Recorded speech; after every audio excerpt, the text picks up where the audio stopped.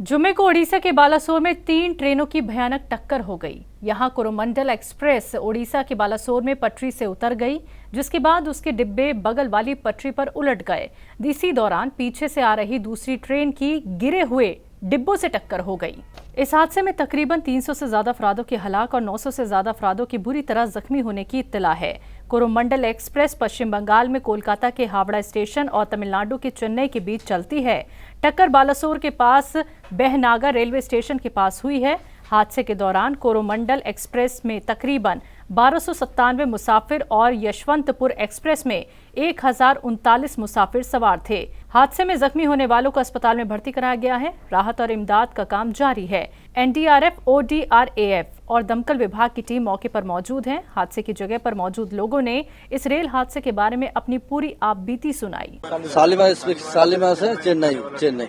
आप कहाँ पे ट्रेन पकड़े थे और कहाँ जाना? ये शालीमार से पकड़ा, ये चेन्नई जाएगा, चेन्नई से केरल में जाएगा। तो जब ये हादसा हुआ आप लोग उस समय क्या कर रहे थे? मैं सोया था उस टाइम। फिर ऑटोमेटिक मेरा नींद जाग गया। फिर देखा ज्यादा जोर से आवाज हुआ। फिर ट्रेन ऐसा जा रहा था तो एक वो जो फैन है ना ऊपर का, वो फैन पकड़ के मैं बैठा था, मेरा सीट ऊपर था। फिर बाद में ट्रेन रुका, उसका बाद हम लोग फिर नीचे आया। उसी टाइम तो कितना आदमी इधर उधर भागता है, इसको बचाओ, वो मेरे को बचाओ, मेरे को थोड़ा मदद करो, ये तो सभी लोग बोलते रहते हैं। फिर किस किस को मदद करेगा। फिर हम लोग 2 भी बोला, फिर उसको लेके फिर साइड भी किया। उसी टाइम ये कैंटीन में आग लग गया। फिर हम लोग उधर भाग गया। फिर ज्यादा आदमी उस टाइम में तो आदमी कोई भी नहीं था। फिर हम लोग ही था। बाद में ज्यादा लोग, किसी का ए नहीं है, किसी का पाँव नहीं है, किसी का हाथ नहीं है, सब ऐसे पड़ा है। सब लोग ऐसा तरपा के मरे। क्या करेगा। पानी मांगता था। बच्चा कर रहे हैं। किस बॉगी में थे? हम लोग S5 में था। हम लोग खुद निकला उस टाइम। उस टाइम कोई भी नहीं था। हम लोग की सब पब्लिक जो बस में पैसेंजर ही था, बाकी लोग उसमें कोई नहीं था। जो बाहर निकला वही एक दूसरे से मदद करते रहते थे। उस समय का सिचुएशन काफी बहुत भयानक था। हम लोग भी घबरा गए उस टाइम। क्या करेगा। मेरा तो मोबाइल भी नहीं, किस को बचा है। हमारा उस टाइम बुद्धि भी काम नहीं कर रहा है। क्या करूँ, किधर जाऊँ, किसको बचाऊँ, किसका पकड़ू, यही आता है। ट्रेन में बच्चे बूढ़े बहुत 2 साल का बच्चा था, 3 साल का बच्चा था। सबसे अच्छा बात है हमारा नीचे एक छोटा बच्चा था 2 साल का, उसका कुछ भी नहीं हुआ। फिर हम लोग उसको फैमिली को फिर बाहर निकाला।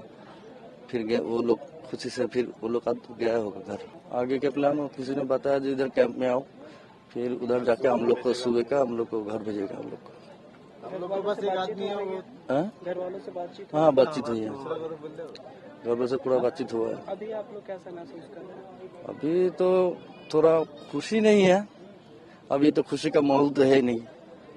ऐसा हो गया अचानक ऐसा। अभी सबका दिल में तो दुख ही है। तो ओडिशा के बालासोर में ट्रेन हादसे को लेकर वजीर आजम नरेंद्र मोदी ने हुए राहत इमदादी मुहिम की मालूमात के लिए एक आला सतह मीटिंग की। इस मीटिंग में मरकजी वजीर दाखिला अमित शाह समेत कई आला अफसरान भी मौजूद रहे। हादसे के मद्देनजर पीएम मोदी ने इस मीटिंग के बाद खुद ओडिशा के बालासोर ट्रेन हादसे के मकाम पर पहुंचकर हादसे का जायजा लिया। इसके बाद पीएम मोदी और रेल वजीर हादसे में जख्मी हुए लोगों से मुलाकात करने बालासोर के मेडिकल कॉलेज में भी पहुंचे। बालासोर रेल हादसे में अब तक लगभग 300 से ज्यादा लोगों की जान जा चुकी है। वजीर आजम नरेंद्र मोदी हादसे के मकाम पर पहुंच चुके हैं। बालासोर रेल हादसे पर साबिक रेल वजीर पवन बंसल से बातचीत की हमारे नुमाइंदे मोहित शुक्ला ने। बालासोर रेलवे हादसे पर हमारे साथ बातचीत करने के लिए पूर्व रेल मंत्री पवन बंसल जी खुद मौजूद हैं। सर, बहुत स्वागत है। मुझे एक बात बताइए, जिस तरीके से ये पूरा हादसा हुआ उसके बाद आपकी प्रतिक्रिया क्या है? बहुत दुखदायी घटना है। 260 से ऊपर मृत्यु हो गई हैं लोगों की और 900 से ऊपर घायल हो गए हैं। 3 गाड़ियों को आपस में एक दूसरे के साथ हुआ है। पहले एक गाड़ी अपनी पटड़ी से उतरी, उसके बहुत डिब्बे दूसरी पटड़ी पे जा गिरे। वहाँ दूसरी एकदम ट्रेन सामने से आ गई, उसके साथ एकदम एक्सीडेंट बड़ा होना था दोनों का। उसके बाद तीसरी वो एक गाड़ी वहाँ जो माल गाड़ी खड़ी है उसके ऊपर जा टकराए और इतने बड़ा ये हादसा हुआ है। शायद ये बहुत ही दुखदायी घटना है। और इतने लोग जो अपने काम पे निकले होते हैं, अपने परिजनों से मिलने के जाते हैं, अपने परिवारों के पास जा रहते हैं, उन लोगों ने उनको खो दिया, अपने गंतव्य पे कभी पहुंच नहीं पाएंगे। और इतने लोग, किसी का पता लगा है कि हाथ काट गया, किसी का पैर कट गया है वहाँ। और वो जो मैंगल्ड वो जो गाड़ियाँ हैं बिल्कुल चकनाचूर हो चुकी हैं, उनके बीच में से लाशें खींच खींच के निकालनी पड़ी हैं।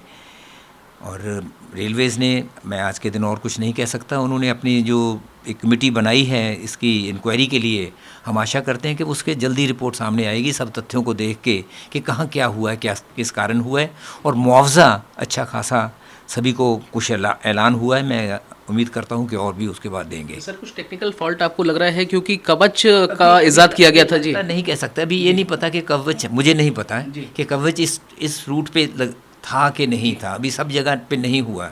ये डेवलप होने में चीज़ों को समय लगता है। कवच नाम नया है लेकिन सिस्टम पहले से शुरू हुए हैं। आगे आगे इम्प्रूवमेंट होती है, ऐसा नहीं कि हम एकदम सब कुछ आज नया हो गया, पहले कुछ नहीं था, जब पहले सब कुछ करके चले गए थे। ये तो हमेशा आगे आगे काम बढ़ते रहते हैं। ये होता है जो ट्रेन एक्सीडेंट अवॉइडेंस सिस्टम, ये पहले से हैं, उनका कई जगह पे हैं, कई जगह पे नहीं हैं। इंजन्स में रडार्स का होता है कि दूर से ट्रैक पे पता लग जाता है कि वहाँ कोई चीज़ है। अगर एक पशु भी वहाँ से क्रॉस कर रहा होता है उसका भी पता लग सकता है। अब वो थे कि नहीं थे, लेकिन वो देखने वाले तो बेचारे वो जो उसके ड्राइवर्स हैं बीच में, जो लोकोमोटिव पायलट्स होते हैं बीच में, वही थे ना। अब वो बेचारे पता नहीं वो भी अपनी जान खो बैठे होंगे। अभी इस मौके पे कुछ कहना वाजिब नहीं है कि कहाँ क्या हुआ है, उसके जब तक तथ्य सामने नहीं होते नहीं कहा जा सकता। सर बिल्कुल आपने बहुत अच्छी बात कही है, खुद को सियासत से बड़ा दूर रखा है। सर एक बात बताइए, ममता बनर्जी कह रही हैं कि ये एक साजिश हो सकती है। अभी भी कहना, उन्होंने ये कहा तो उनकी अपनी जगह पे उनका ये कहना है। मैं उस बात पे किसी ढंग से भी, उन्होंने क्या कहा मैं क्या कह रहा हूँ, उस बात पे उसको ऐसे मत लगाइए। लेकिन वो भी रूल आउट नहीं हो सकता। यानी कि जो पहली गाड़ी हुई, अगर वो पहली गाड़ी पटड़ी से उतरी, क्या वहाँ कोई सैबोटाज था?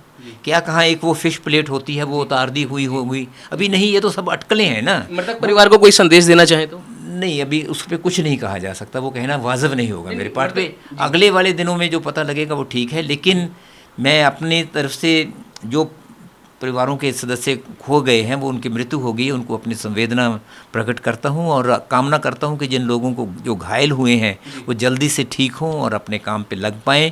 सरकार मुआवजा दे। मुआवजा कभी काफ़ी नहीं होता, जो जान चली गई उसके लिए कभी वो इससे पूर्ति नहीं होती, लेकिन फिर भी उसका एक बहुत बड़ा उनके काम आता है। पता नहीं लोग किस किस हालात में लोग थे जो उसमें सफ़र कर रहे थे, उनको मुआवजा मिले। बस यही कहना चाहता हूँ। चलिए ठीक है, वक्त देने के लिए बहुत शुक्रिया। तो साफ तौर पर आप पवन बंसल साहब को सुन रहे हैं, जिनका ये कहना है कि सरकार को जल्द से जल्द मुआवजा देना चाहिए, और साथ ही वो संदेश दे रहे हैं उन मृतक परिवारों को जिन्होंने अपने लोगों को खोया है, और इसके साथ ही जो घायल हुए हैं उनके भी जल्द स्वस्थ होने की कामना की है। कैमरा पर्सन जस्सी के साथ मोहित शुक्ला, तहजीब टीवी, दिल्ली। वहीं पश्चिम बंगाल की वजीर आला ममता बनर्जी आज उड़ीसा के बालासोर में ट्रेन हादसे की जगह पहुंची। बालासोर ट्रेन हादसे के मकाम पर पहुंचकर पश्चिम बंगाल की सीएम और साबिक रेल वजीर ममता बनर्जी ने कहा कि कोरोमंडल सबसे अच्छी एक्सप्रेस ट्रेनों में से एक है। मैं 3 बार रेल वजीर रही। ये 21वीं सदी की सबसे बड़ी रेल दुर्घटना है। इस तरह के मामले रेलवे के तहफ्फुज कमीशन को सौंपे जाते हैं और वे तफ्तीश करके एक रिपोर्ट देते हैं। जहां तक मुझे पता है, ट्रेन में कोई टक्कर रोकने के लिए कोई डिवाइस नहीं था। अगर डिवाइस ट्रेन में होता तो ऐसा नहीं होता। मरने वालों को वापस नहीं लाया जा सकता, लेकिन अब हमारा काम बचाव मुहिम और मामूल की बहाली है। का बंदोबस्त देखिए बंगाल से बहुत ज्यादा है और केरला से भी होगा, बेंगलोर से भी हो सकता है, उड़ीसा भी हो सकता है। Coromandel express is one of the best express. मेरे को जो जानकारी है, मैं रेल मिनिस्टर में 3 दफे काम किया। मैं जो देखा अभी तक रेलवे में एक 20 शताब्दी का सबसे बड़ा इंसिडेंट है। 1981 में और एक बड़ा इंसिडेंट हुआ था बिहार में।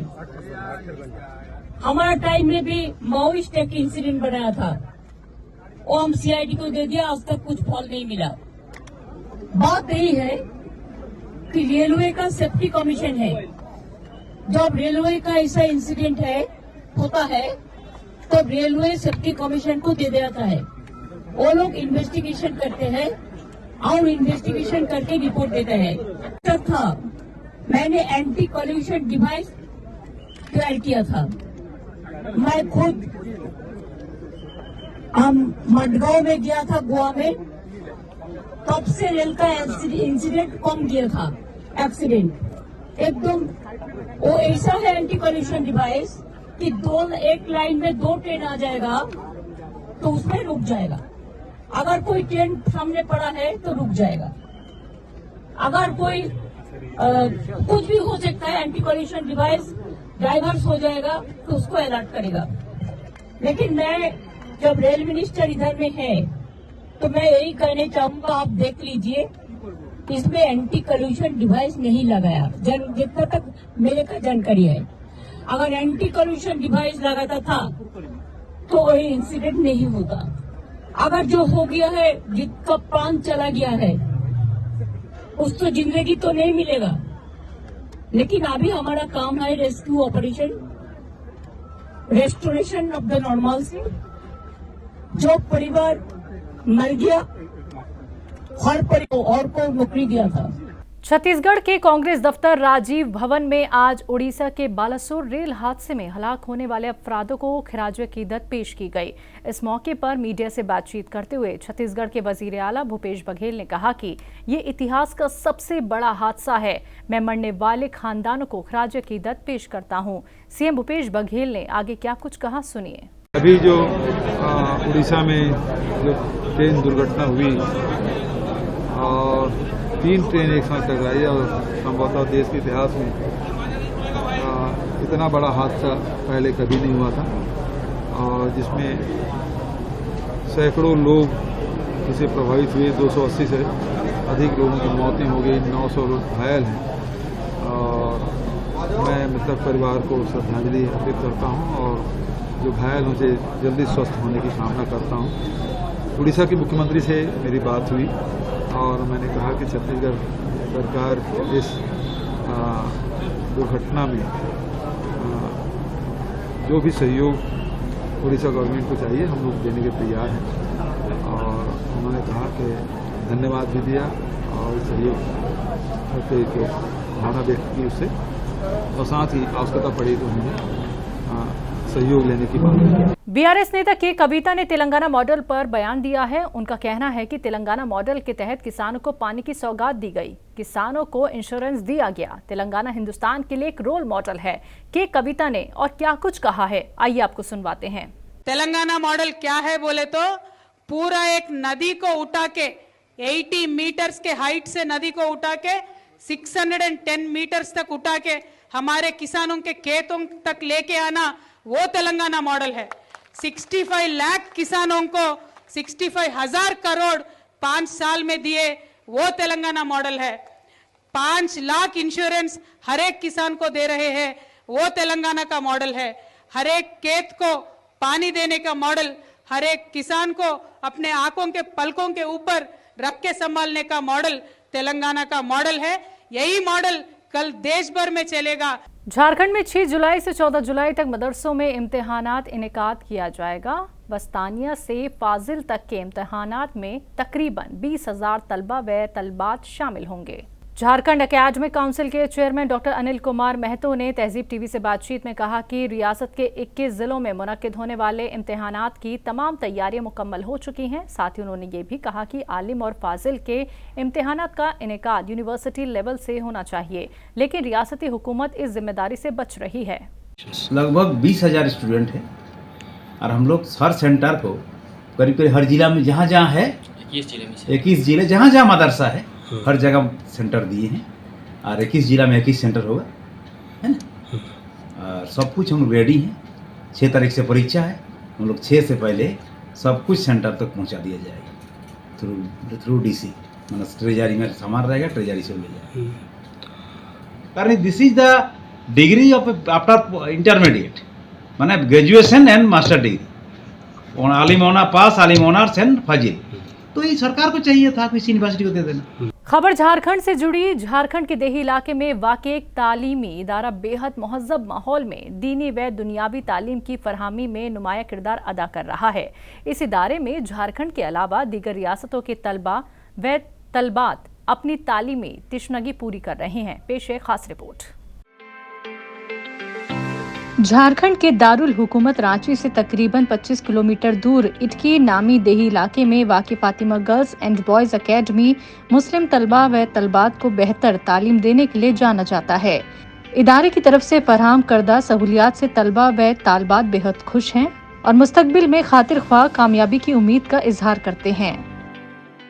यहाँ ज़्यादातर इस्लामिक और इंग्लिश दोनों का पढ़ाई चलता है और यहाँ इंग्लिश में मैथ ही और इंग्लिश, उर्दू, साइंस, SST सब चीज़ सब्जेक्ट होता है। अलग से यहाँ कंप्यूटर लैब भी है, यहाँ साइंस लैब भी है, यहाँ ATL लैब भी है जहाँ प्रोजेक्ट में हमें स्मार्ट क्लासेस की वजह से सिखाया जाता है।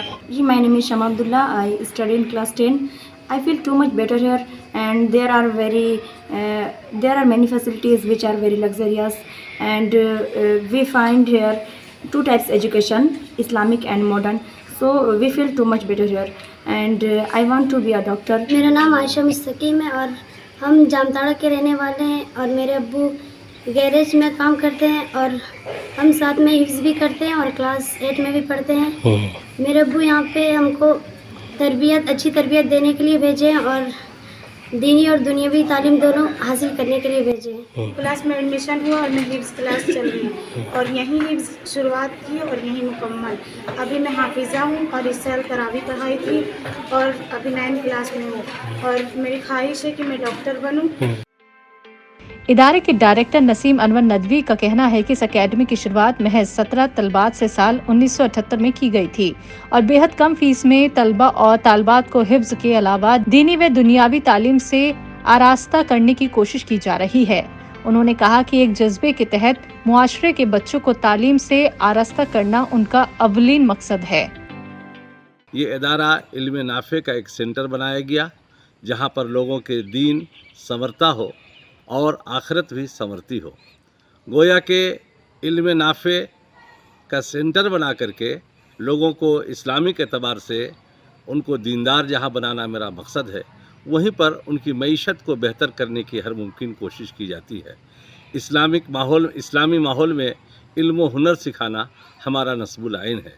यहाँ पर हिफ्ज़ कुरान की तालीम होती है, लेकिन सिर्फ इतना ही नहीं, उन बच्चों को मैथमेटिक्स, इंग्लिश और इसी तरीके से साइंस, कंप्यूटर, स्पोकन और अटल टिंकरिंग लैब में भी उन्हें हुनर सिखलाया जाता है।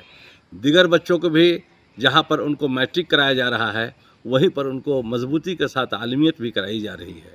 आगे +2 तक की तालीम का इंतज़ाम किया गया है और वो भी इस्लामी माहौल में, बिलखुसूस लड़कियों को मुकम्मल पर्दे के एहतमाम के साथ इसे +2 कराया जा रहा है।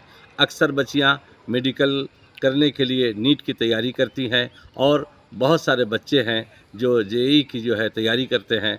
कुल मिलाकर के उनको एक अच्छा शहरी बनाने की फ़िक्र की जा रही है और सिर्फ शहरी बनाना नहीं बल्कि उनके इकनॉमिक्स को मजबूत करने की फ़िक्र की जा रही है। आपको बता दें कि अक्सर बेशतर मुख्तलिफ इलाकों के माहिरीन इस इदारे का दौरा करते रहते हैं। हाल ही दिनों में एसोसिएशन ऑफ मुस्लिम प्रोफेशनल नामी रजाकार तंजीम के बिहार झारखंड सदर रियाज आलम ने भी दौरा किया। मैंने बच्चों से जब इंट्रोडक्शन हो रहा था तो मैंने कहा कि मैं एक अलीगढ़ मुस्लिम यूनिवर्सिटी की परछाई देख पा रहा हूँ, जहाँ का मैं तालिब इल्म भी रहा हूँ और जिस तरह से जो निज़ाम यहाँ पे है, चूँकि दीनी तालीम के साथ साथ यहाँ पे दुनियावी तालीम भी हो रही है और ख़ास के स्मार्ट क्लासेस और साइंस लैब, ये सब देख के लगता है कि जनाब नसीम नदवी साहब ने काफ़ी मेहनत की है और अपने को सिर्फ दीन से बच्चों को नहीं जोड़ा है बल्कि दुनिया में क्या हो रहा है उससे भी जोड़ने की कोशिश की है। इल्म का हासिल करना दीनी फरीज़ा है। इसकी अहमियत को समझते हुए मुस्लिम मुआशरे में तालीमी तरक्की का रुझान देखने को मिल रहा है। ऐसे में Fatima girls and boys academy जैसे तालीमी इदारे का वजूद बेहद अहम है। रांची से तहजीब TV के लिए नौशाद आलम की रिपोर्ट।